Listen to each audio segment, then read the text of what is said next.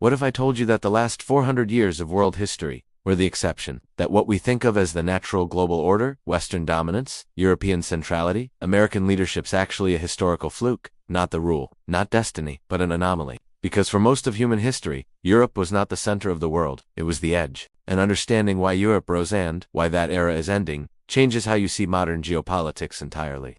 Let's start with a reset. For roughly 4,000 of the last 5,000 years, the world's economic, demographic, and cultural centers were not in Europe. They were in China, India, Persia, the Islamic world, and East Africa. The largest cities? Asia. The most advanced bureaucracies? Asia and the Middle East. Global trade flowed through the Indian Ocean, the Silk Roads, and Central Asia. Before 1500, Europe barely registered. It was politically fragmented, relatively poor, and constantly at war. To the great empires of the time, Europe wasn't a model to follow. It was a backwater with ships. That's the baseline. That's normal history. Here's what makes Europe's rise so suspicious. Structurally, it shouldn't have happened. Europe lacked nearly every advantage that powered earlier civilizations. No massive river systems like the Nile or Yangtze, no long agricultural growing seasons, no early stable imperial bureaucracy. China solved administration centuries earlier. Persia solved logistics. India solved scale. Europe spent centuries tearing itself apart. So when people say Europe rose because of superior values or inevitable progress, historians raise an eyebrow. Because structurally, Europe was a terrible candidate for global dominance. And yet it happened, which means something unusual intervened. Europe rose because of 4 historical accidents, stacked on top of one another. First, fragmentation that forced innovation. Europe never unified, and that was its greatest weakness, and eventually, its advantage. Dozens of competing states meant constant war, arms races, and financial experimentation. If one kingdom banned an idea, another adopted it. Europe's chaos rewarded innovation under pressure, not wisdom pressure. Second, desperation drove expansion. Europe didn't explore the world because it was curious. It did so because it was poor and locked out. Asian empires already controlled global trade. The Ottomans sat astride key routes.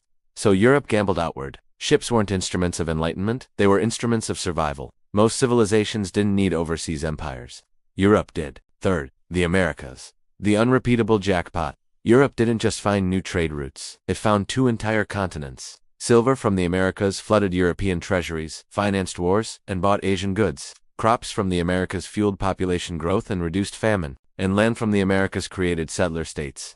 No other civilization in history ever discovered massive land, extreme resource wealth, and populations devastated by disease. This was not skill. This was planetary luck.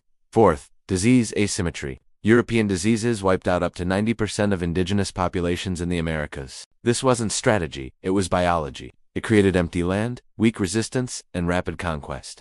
Rome never had this advantage. China never had this. The Abbasids never had this. Europe did.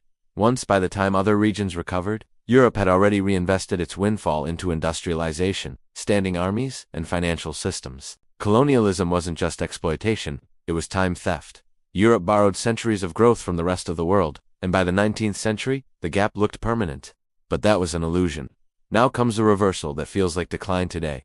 As China industrializes, India modernizes, and global trade decentralizes, the world isn't becoming it's becoming pre-1500 normal again. Multipolar, demography-driven, regionally balanced. Europe isn't collapsing, it's reverting. When the outlier ends, it feels catastrophic, even if life remains comfortable. This is so hard to accept because European dominance became mistaken for moral superiority and cultural destiny. Power always makes this mistake. Rome believed the world needed Rome. Britain believed the sun couldn't set. Europe believed modernity was Western by definition. History doesn't punish these civilizations, it simply moves on. Europe wasn't uniquely virtuous, it was uniquely lucky. It turned luck into power, then mistook power for destiny. The modern world isn't witnessing the fall of civilization. It's witnessing the end of a historical exception. And once you see that, modern geopolitics stops feeling chaotic and starts feeling eerily familiar. Thanks for watching, and don't forget to subscribe.